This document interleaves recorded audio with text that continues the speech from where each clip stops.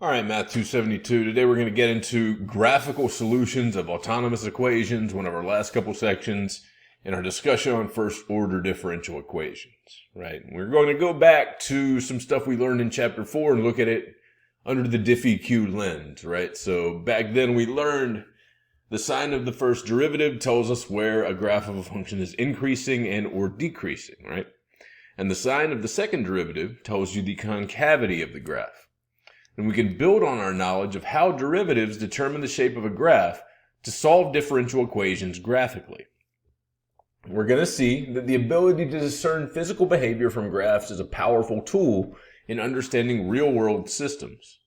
Right? The starting ideas for a graphical solution are the notions of phase line and equilibrium value. We arrive at these notions by investigating from a point of view quite different from that studied in chapter 4. What happens when the derivative of a differentiable function is 0? So first off, make sure your implicit differentiation is clean here. We're going to use that a lot. When we differentiate implicitly the equation 1/5 natural log of 5y minus 15 equals x plus 1, if we differentiate with respect to x, we get 1/5 times 5 over 5y minus 15 times dy dx equals 1. If you solve for dy dx here, right, you end up with y prime equals 5y minus 15, or 5 times y minus 3. Here, the derivative y prime is a function of y only, right, the dependent variable only, right, and it's 0 when y equals 3. A differential equation for which dy dx is a function of y only is called an autonomous differential equation. Let's look at what happens when the derivatives here equals 0, right? The derivative of an autonomous equation equals 0. And we're assuming derivatives are continuous in this section. So our definition, if dy dx equals g of y is an autonomous differential equation, then the values of y for which dy dx equals 0 are called equilibrium values or rest points. Thus, equilibrium values are those at which no change occurs in the dependent variable, so y is at rest. The emphasis is on the value of y where dy dx equals 0, not the value of x, as we studied in chapter 4. Right? The equilibrium values for the autonomous differential equation, dy dx equals y plus 1 times y minus 2, are y equals negative 1 and positive 2. If we're constructing a graphical solution to an autonomous differential equation, we make a phase line for the equation, which is a plot on the y-axis, that shows the equation's equilibrium values along with the intervals where dy dx and the second derivative, d squared y over dx squared, are positive and negative. Then we know where the solutions are increasing and decreasing and the concavity of those curves. And these are the essential features we found in section 4.4. So this allows us to determine the shape of the solution curves without having to find formulas for them. So here we want to draw a phase line for the equation dy dx equals y plus 1 times y minus 2 and use it to sketch solutions to the equation. So first off, we draw a number line for y and we mark the equilibrium values y equals negative 1 and y equals 2 where dy dx equals 0. Then we identify and label the intervals where y prime is positive and y prime is negative. This is similar to what we did with the first derivative test back in chapter 4. But now we're marking the y-axis instead of the x-axis. Right? We can encapsulate the information about the sign of y prime on the phase line itself. Since y prime is positive on the interval to the left of y equals negative 1, a solution to the differential equation with a y value less than negative 1 will increase from there towards y equals negative 1. So we draw an arrow on that interval pointing towards negative 1 right from the left as we have here. Similarly, y less than 0 between negative 1 and positive 2, right? Y prime is positive there, right? The derivative is positive, or negative there, excuse me. Y prime is less than 0 between y equals negative 1 and y equals 2. So any solution with a value in this interval will decrease towards y equals negative 1. So for y greater than 2, we have y prime is positive. So a solution with a y value greater than 2 will increase from there without bound. Right? In short, solution curves below the horizontal line y equals negative 1 in the xy plane rise towards y equals negative 1. Solution curves between the lines y equals negative 1, y equals 2 fall away from y equals 2 towards y equals negative 1. Solution curves above y equals 2 rise away from y equals 2 and keep going up. Calculate y double prime next for part 3 and mark the intervals where y double prime is positive and or negative, right? To find y double prime, we differentiate y prime with respect to x using implicit differentiation. First, we expand y prime, right? Y squared minus y minus 2. We differentiate, right? We take the differential for ddx of y squared minus y minus 2. Right, that gives me 2y y prime minus y prime. We can factor out 2y minus 1 out front. And then we plug our y prime back in to get 2y minus 1 times y plus 1 times y minus 2. And here from this formula, right, we see that y double prime changes sign at y equals negative 1, y equals 1/2, and y equals 2. And we add that sign information to the phase line here. Right, we have our signed, our y double prime and our y prime listed in each interval here. And then we sketch an assortment of curves, right, assortment of solution curves in the xy plane like we have over here on the left. Right, the horizontal lines, y equals negative 1, y equals 1/2, and y equals 2, partition the plane into horizontal bands in which we know the signs of y prime and y double prime. Right here, this information tells us whether the solution curves rise or fall, and how they bend as x increases. Right, our equilibrium lines, y equals negative 1 and y equals 2, are also solution curves. The constant functions, y equals negative 1 and y equals 2, satisfy the differential equation, right? Solution curves that cross the line y equals 1/2 have an inflection point there. The concavity changes from concave down to concave up at y equals 1/2. And we can see on our graph here that is happening at our dotted line y equals 1/2 here, right? As predicted in step 2, solutions in the middle and lower bands approach the equilibrium value y equals negative 1 as x increases. Solutions in the upper band steadily rise away from that value y equals 2. So if I look at this figure again, right? The behavior of the solution curves near the equilibrium values is what we're concerned with here, right? Once a solution curve has a value near y equals negative 1, it goes towards it, as we have down here, right? We call this y equals negative 1 a stable equilibrium. Right? The behavior near y equals 2 is the opposite up here, right? As x gets bigger, as we go from left to right, we get further and further away from y equals 2 up here and underneath it, right? All solutions except the equilibrium solution y equals 2 itself move away from it as x increases. Right, we call y equals 2 an unstable equilibrium. If the solution is at that value, it stays. But if it's off by any amount, no matter how small, it moves away. And sometimes this happens, right? An equilibrium value is unstable because the solution moves away from it only on one side of the point. That is still unstable. Now that we know what to look for, we can look at our phase line, right, and see that this is happening, right? When I look at my phase line from before, up above, right, we see that my arrows are pointing towards negative 1, right, on either side of it. And when we look at 2, it's pointing away from it on either side of it. So we can see this happening in our phase lines. So now we're going to look at some applied examples for which we can sketch a family of solutions, curves, to the differential equation models using the method in example 1. So in section 7.2 earlier in the book, right, we solved dH dt equals negative k times h minus hs, where k is positive. That models Newton's law of cooling. H is the temperature of an object at time t, and hs is the constant temperature of the surrounding medium. Say the surrounding medium, right, a room in a house, has a constant Celsius temperature of 15 degrees Celsius. We could then express the difference in temperature as h of t equals h of t minus 15. Right, if we're assuming h is a differentiable function of time t, by Newton's law of cooling, there is a constant of proportionality, k, that's positive, such that dH dt equals negative k times h minus 15, and minus k gives us a negative derivative when h is greater than 15.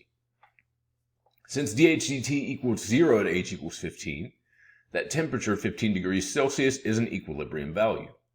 If h is greater than 15, right, we see that h minus 15 is positive and dH dt is therefore negative.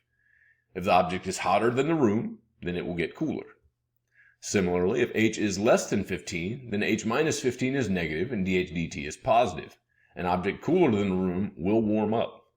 So the behavior described by equation 1 agrees with our intuition of how temperature should behave. Right? These are captured in the initial phase line diagram in figure 16.17 here. Right? In both cases, we're heading towards 15 degrees, right, on either side of my equilibrium point here. Right? That value h equals 15 is a stable equilibrium. We determine the concavity of the solution curves by differentiating both sides of equation 1 with respect to t, right? So differentiating ddt of ddt of dh dt, right? ddt of negative k times h minus 15, that gives us negative k times dh dt when you differentiate that. Since negative k is negative, we see that d squared h dt squared, the second derivative, is positive when dh dt is negative, and negative when dh dt is positive. And we can see this behavior going on in our graph over here, right? The completed phase line shows that if the temperature of an object is above the equilibrium value of 15 degrees Celsius, the graph of h of t will be decreasing and concave upwards. If the temperature is below 15 degrees Celsius, right, which is the temperature of the surrounding medium, the graph of h of t will be increasing and concave downwards. We'll use this information to sketch typical solution curves as we have in figure 16.19 on the left here. We see that as the object cools down, the rate at which it cools down slows because dH dt approaches zero. And this is implicit in Newton's law of cooling. It's contained in the differential equation. But when we see the graph flatten like this, right, as we go from left to right, we can see this happening as an immediate visual representation of what's going on. Newton also observed that the rate of change of the momentum of a moving object is equal to the net force applied to it. So in mathematical terms, F equals z dt of mv, where F is the net force acting on the object and m and v are the object's mass and velocity. Right? If m varies with time, as it will with the object is a rocket burning fuel, right? As it will if the object is a rocket burning fuel, the right-hand side of equation 2 is going to expand to m dv dt plus v dm dt. And that's the derivative product rule there, right? In many cases, though, right, m is constant, so dm dt is 0. And equation 2 takes the simpler form f equals m dv dt, or f equals ma, which is known as Newton's second law of motion. In free fall, constant acceleration due to gravity is denoted by g. And the one force propelling the body downwards is Fp equals mg, which is the force due to gravity. But if we think of a real body falling through the air, like a penny from a great height or a parachutist from an even greater height, we know that at some point, air resistance is a factor in the speed of the fall. A more realistic model of free fall would include air resistance, shown as a force Fr in the schematic diagram in figure 16.20. All right, for low speeds well below the speed of sound, physical experiments have shown that Fr is approximately proportional to the body's velocity. So the net force on the falling body is therefore F equals Fp minus Fr, which means m dv dt equals mg minus kv, and then dv dt equals g minus k over m times v. We can use a phase line to analyze the velocity functions that solve this thing. Right, our equilibrium point, which is what we get when we set the right side of equation 4 here equal to 0, is v equals mg over k. So if the body is initially moving faster than this, dv dt is negative and the body slows down. If the body is moving at a velocity below mg over k, then dv dt is greater than 0 and the body speeds up. These observations are captured in the initial phase line diagram in figure 16.21 up above here, right, down right in this section here where we've got our derivatives labeled. We're heading towards mg over k from either side, right? We're increasing on the left towards it, we're decreasing on the right towards it. We determine the concavity of solution curves here by differentiating both sides of equation 4 with respect to t. So we get d squared v over dt squared equals d dt of g minus k over m times v, which is negative k over m times dv dt. We see that the second derivative is negative when v is less than mg over k, and positive when v is greater than mg over k. And that adds this to the phase line in 16.22 here when we get our second derivative information here. And note the similarity of the phase line for Newton's law of cooling, right? The solution curves are similar as well as we have over here, right? We're heading towards our mg over k equilibrium point on either side.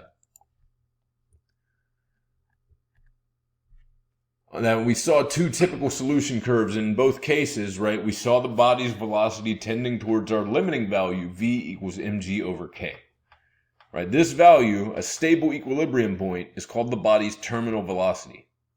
Right? Skydivers can vary their terminal velocity from 95 miles per hour to 180 miles per hour by changing the amount of body area opposing the fall, which affects the value of k. This is why you see people when they skydive, they like spread out, right? That when they spread out, that does slow their fall by a little bit, right? And we see it can slow by a lot, right? Nearly twice as much. So next we have logistic population growth. In 16.3, right, we looked at population growth and using the model of exponential change. Right, if P represents the number of individuals and we neglect departures and arrivals, then dp dt equals kp, where k positive is the birth rate minus the death rate per individual per unit time. Because the natural environment has only a limited number of resources to sustain life, it is reasonable to assume that only a maximum population m can be accommodated. As the population approaches this limiting population or carrying capacity, resources become less abundant and the growth rate k decreases. Right, a simple relationship exhibiting this behavior is k equals r times m minus p, where r positive is a constant. Note that k decreases as p increases towards m, and that k is negative if p is greater than m. Right, substituting r times m minus p for k in equation 5 gives us our differential equation, dp dt equals r times m minus p times p, which is rmp minus rp squared. This model is referred to as logistic growth. We can forecast the behavior of the population over time by analyzing the phase line for equation 6. Right? The equilibrium values are p equals m and p equals 0. And we can see that dp dt is positive if p is between 0 and m, and dp dt is negative if p is greater than m. And we see here in our phase curve, right, our phase line, right, we can see between 0 and m, our derivative is positive, our first derivative is positive, so we see it increasing towards m. And when we're between m and p, right, when p is greater than m, right, we see our derivative is negative, and once again it heads towards m. M, it looks to be a stable equilibrium value here, right? We can get our concavity by differentiating both sides of equation 6 with respect to t. So ddt of rmp minus rp squared, that gives me rm times dp dt minus 2rp dp dt, which gives me r times m minus 2p times dp dt. And we could plug in dp dt there, right, as we had it before. If p equals m over 2, then the second derivative is 0, right? If p is less than m over 2, then m minus 2p and dp dt are positive, and d squared p, right, that second derivative is then positive. If m over 2 is less than p, which is less than m, then m minus 2p is negative, and dp dt is positive, and the second derivative is negative, right? So if p is greater than m, then m minus 2p and dp dt are both negative, and d squared p dt squared is positive. We add this information to the phase line on the left here. We've got everything figured out here in figure 16.25. Our second derivative on the second line, or the bottom line here, right? And up above we have our first derivative information. The lines p equals m over 2 and p equals m divide the first quadrant of the TP plane into horizontal bands in which we know the signs of both dp dt and the second derivative, d squared p over dt squared. In each band, we know how the solution curves rise and fall, and how they bend as time passes. The equilibrium lines p equals 0 and p equals m are both population curves. Population curves crossing the line p equals m over 2 have an inflection point there, which gives them a sigmoid shape, right? It's curved in two directions like a letter S. We've got our typical population curves below in figure 16.6. Each population curve approaches the limiting population m as t approaches infinity, and we've got our population curves here for logistic growth. That's it for this section. We'll see you in the next one to look at our last section involving first order differential equations. See you then.